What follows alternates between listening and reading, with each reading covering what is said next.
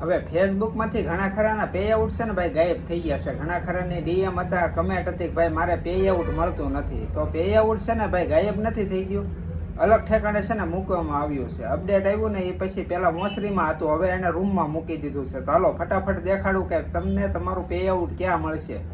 એ પહેલા ફટોફટ રીલને સેવ કરી લો જેથી અન્ય લોકોને પણ ખ્યાલ આવે. અને આગળ પણ આવા નવા યુઝફુલ ટિપ્સ માટે ખાસ કરીને પેજને ફોલો કરવાનું ભૂલતા નહીં. સૌ પ્રથમ તમારે પ્રોફાઇલ ઉપર જવાનું છે, ત્યાં તમને એક ડેશબોર્ડનું ઓપ્શન જોવા મળી જાય. એ ડેશબોર્ડના ઓપ્શન ઉપર તમારે છે ને ક્લિક કરી દેવાનું છે. જેવું ક્લિક કરશો ને આ પ્રમાણે તમને વિન્ડો જોવા મળી જાય. ત્યારબાદ તમારે નીચે જવાનું છે.